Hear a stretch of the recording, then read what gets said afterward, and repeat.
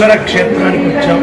ఇక్కడ అద్భుతంగా ఏకముఖి కొలను ఉదయాన్నే చాలా బాగా చక్కగా మన స్ఫటికలింగం శంకర భగవత్పాదాచార్యులు వారు కైలాసం నుంచి పరమేశ్వరుడి యొక్క అనుగ్రహంతో తెచ్చినటువంటి శివలింగ దర్శనం చేసుకొని చక్కగా గోపురం నిర్మిస్తాం కదా. ఇక్కడికి ప్లాంజరీ గారితో కలిసి ఇవాళ ఉదయాన్నే వారు తీసుకురావడం దిగ్విజయంగా దర్శనం జరగడం అయింది. ఇంకా విశేషాలన్నీ ఒకదాని తర్వాత ఒకటి చూద్దాం. సాక్షాత్ రాముడు దర్శించండి. దైవ దర్శనం కాకపోతే ఇక్కడ అందరూ చూసుకొని అందరినీ వారి దర్శించుకునేవారు. మరిన్ని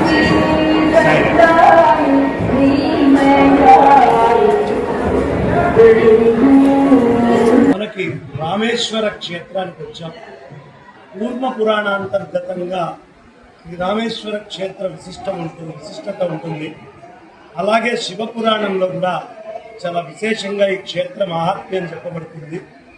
స్కాంద పురాణంలో బ్రహ్మఖండము మహేశ్వర ఖండము రెండు ఖండాల్లో కూడా చాలా ప్రత్యేకంగా ఈ క్షేత్ర వైశిష్ట్యం చెప్పబడుతుంది.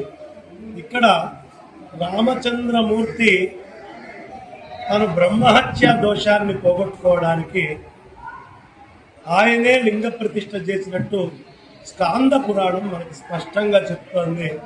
అలాంటి స్కాంద పురాణాంతర్గత మహత్తరమైనటువంటి ఘట్టము జరిగిన రామేశ్వర క్షేత్రము ఈ క్షేత్రం.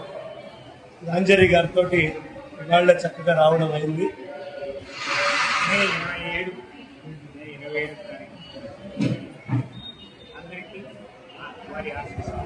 ఇది రామపాద క్షేత్రము. అలా విశేషమైనటువంటి క్షేత్రము.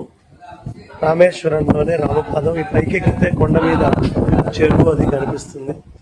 ఇప్పుడే రామపాద క్షేత్ర దర్శనం చేసుకొని త్యాగరాయ స్వామి వారు చెప్పినట్టు శ్రీరామ పాదమా నీ కృప చాలునే చిత్తానికి రావే అని ప్రార్థన చేసినట్టు రామపాదాన్ని రామేశ్వరంలో రామపాదం తీసుకెళ్ళించే స్వామివారు ఏమి చేయాలి, ఎలా లంకను దాటాలని నిర్ణయించుకున్నారు.